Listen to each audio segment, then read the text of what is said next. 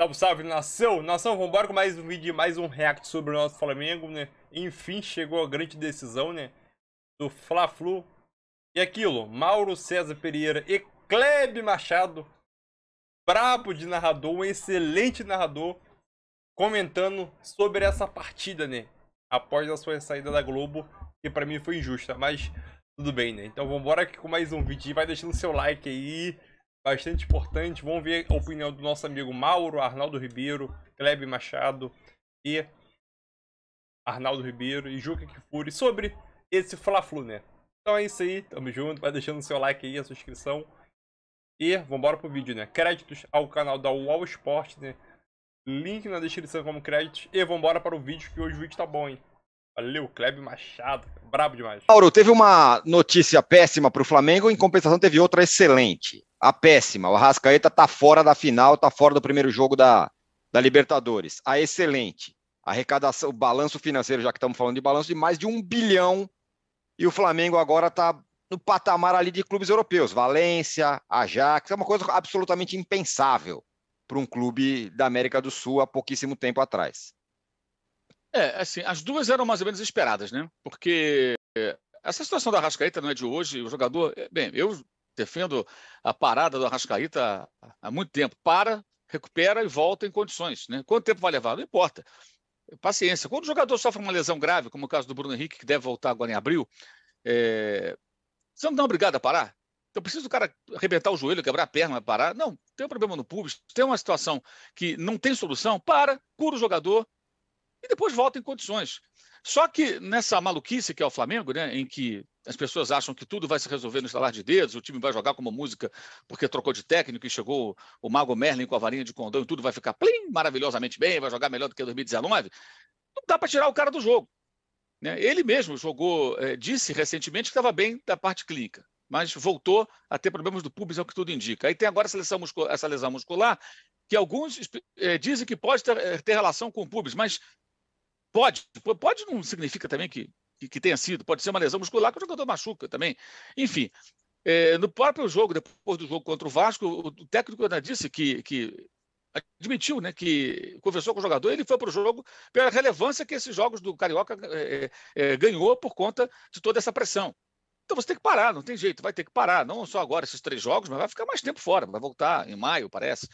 Então, vai ter que ficar um tempo. Agora, tem bastante jogadores, tem várias opções. O Arrascaeta é um jogador acima da média, mas o Flamengo tem um elenco muito farto. Ele tem opções ali, dá para montar um time bom, bastante competitivo para enfrentar o Fluminense e o glorioso Alcas na quarta-feira lá na cidade de Quito, né? Então, essa situação. E o interessante é que o Flamengo já sabia, desde o dia da contusão, que ele não ia jogar durante um bom tempo. E dessa vez o glorioso X9 não entrou em ação. A informação foi guardada até agora, o que eu acho que não muda muita coisa, porque o Fernando Diniz certamente trabalhou o Fluminense para enfrentar o Flamengo com ou sem o uruguaio, porque até então ele era uma dúvida, né? E ele não sabe quem vai jogar no lugar. Essa é a arma que pode usar o Vitor Pereira se o X9 não entrar em ação, né? Que é tentar surpreendê-lo de novo com alguma escalação diferente, como fez no último Fla-Flu no primeiro tempo. Aí no segundo tempo o Flamengo caiu muito de rendimento, o jogo mudou bastante, o Fluminense também melhorou com as mexidas do seu treinador.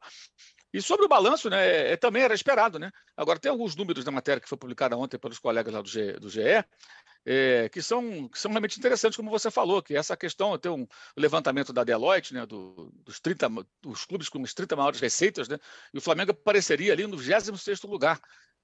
Esse levantamento só tem clubes das 5 ligas mais importantes, né? Alemanha, Itália, França, Inglaterra e Espanha. E tem 2 intrusos ali, que são o Benfica e o Ajax. O Flamengo apareceria entre o Benfica, que é o 24º, e o Ajax, o 28º. Então, é um faturamento de patamar europeu de um clube que fatura em reais, exceto quando vende jogadores para o futebol internacional, e aí recebe em euros, né, na conversão, claro, naturalmente. Então, é realmente mais uma... Agora, tem uma entrevista dentro dessa matéria deles, do GE, que aparece o diretor financeiro do Flamengo, que é um profissional. Como o Flamengo teve lá atrás o Paulo Dutra, que já citei aqui, que muita gente falava, o dirigente não, quem administrava era um profissional. Lá atrás, esse cara já mudou de empresa, está aí no mercado, é um executivo que é do ramo, é um cara que foi contratado para isso. E aí muito se fala do futebol ter uma gestão profissional, que é a grande discussão do Flamengo hoje. O Flamengo tem profissionais, mas a gestão nem sempre parece ser profissional, ela comete muitos erros, de fato. E aí você vê que o Flamengo, com esse faturamento, mesmo errando tanto, consegue ser campeão.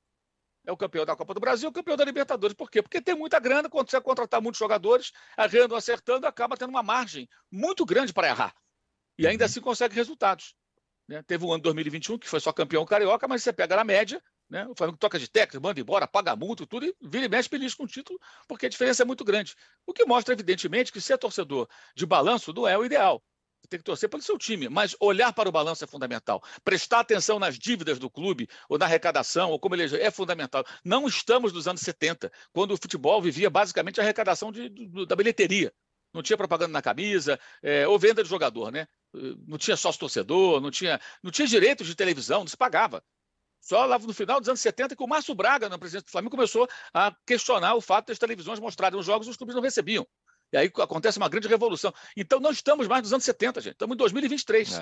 O torcedor hoje tem acesso à informação. Então ele precisa estar atento. Então tem muito rubro-negro comemorando isso, porque o torcedor já sacou o seguinte: o meu clube tem dinheiro, os caras podem até errar, mas alguma coisa eu posso beliscar sempre, porque eu tenho bons jogadores no meu time. É isso.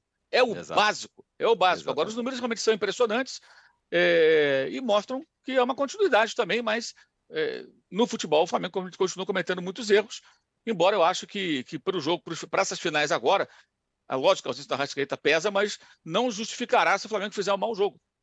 Ou maus jogos. O Flamengo tem que fazer bons jogos, com ou sem o uruguaio. Aliás, quando ele saiu, o time melhorou e conseguiu a vitória sobre o Vasco na partida mais recente, porque ele estava machucado e quem entrou em seu lugar, que foi o Matheus França, entrou em condições muito melhores e foi decisivo para o time vencer aquela partida. O Roberto Assaf que costumava dizer, né? Houve um tempo em que o Flamengo pagava o 13º do clube inteiro e dos jogadores com o baile do vermelho e preto, que acontecia lá, que a arrecadação do baile pagava o 13º da galera toda.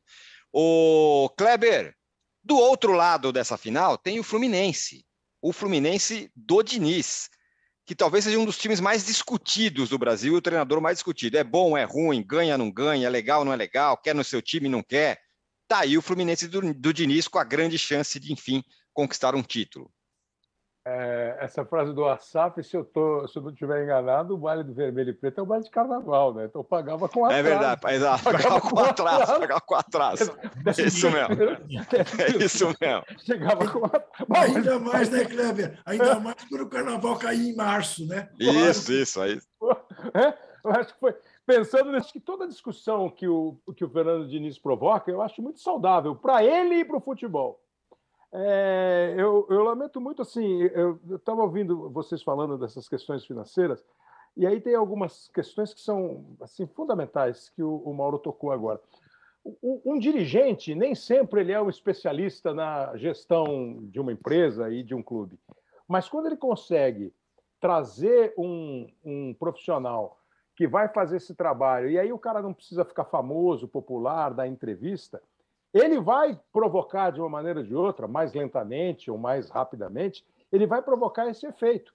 Você escorrega, você comete um outro deslize, mas você consegue, de tal maneira, montar uma estrutura que uma hora você dá uma beliscadinha no título, você chega numa final. A gente cobra muito que o cara seja campeão todo ano, e eu acho isso impossível. Com raríssimas exceções, isso é impossível.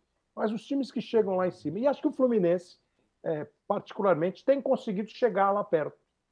Sabe? O Fluminense é o atual campeão carioca, né? E o Fluminense tem conseguido chegar lá perto.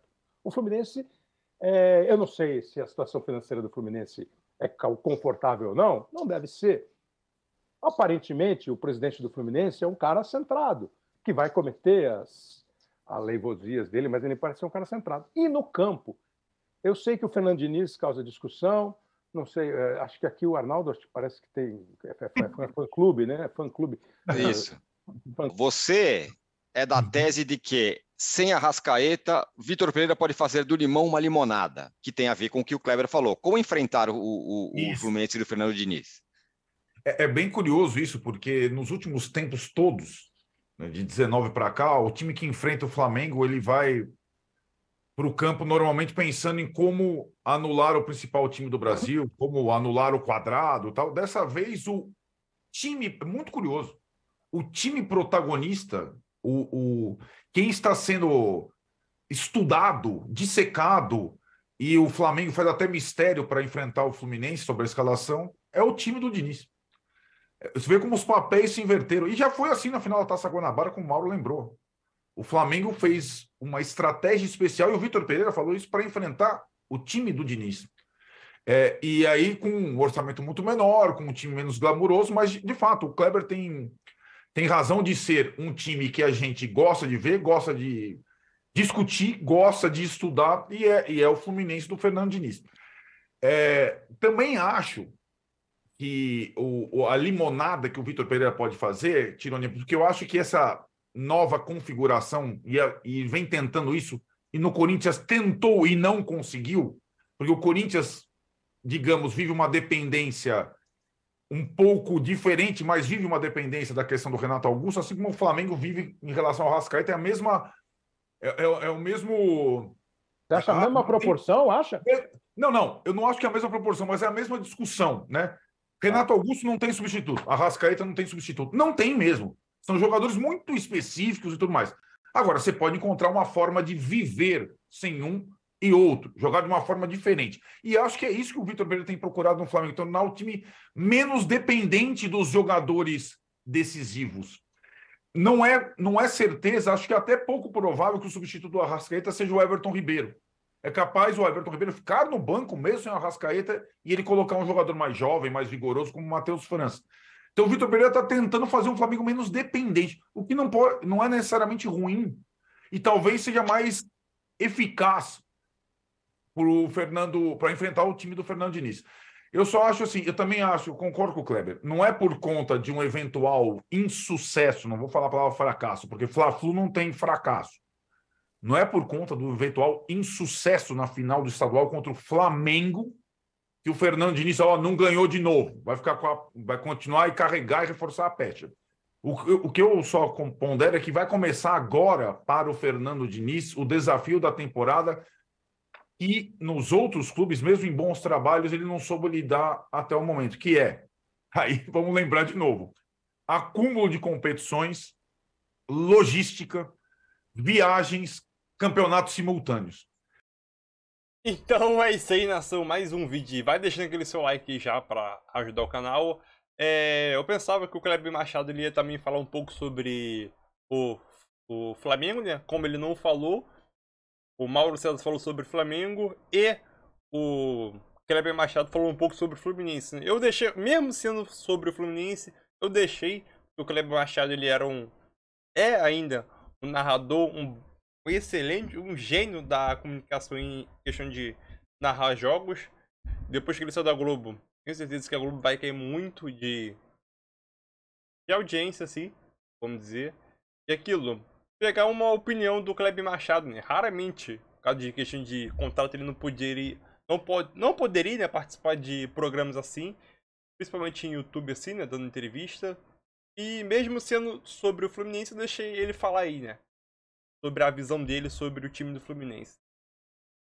Então, é isso aí, não vamos estender muito aqui não, né? A situação do Arrascaeta é complicada. Um ponto que eu concordo com o Arnaldo Ribeiro, né?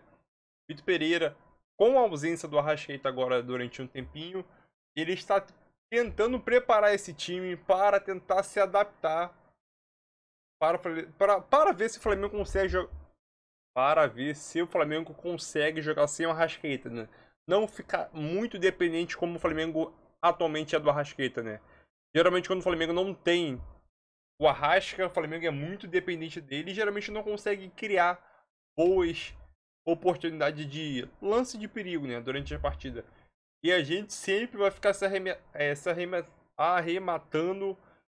Se o Arrascaeta tivesse daqui, ele achava um passe, ele é o que. Então, eu acho que o Vitor Pereira deve estar treinando isso durante essa data FIFA aí, né?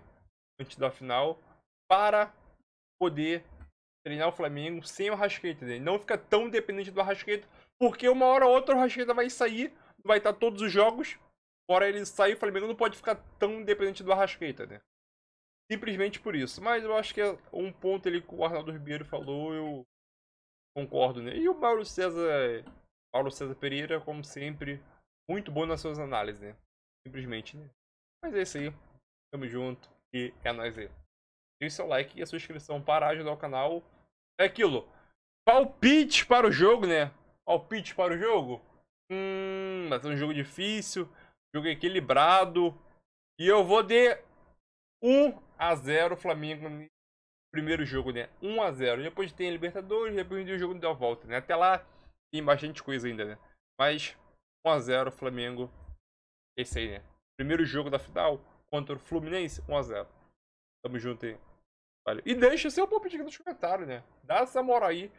Seu ilustre palpite aqui nos comentários. E tamo junto. E estou indo lá. Valeu!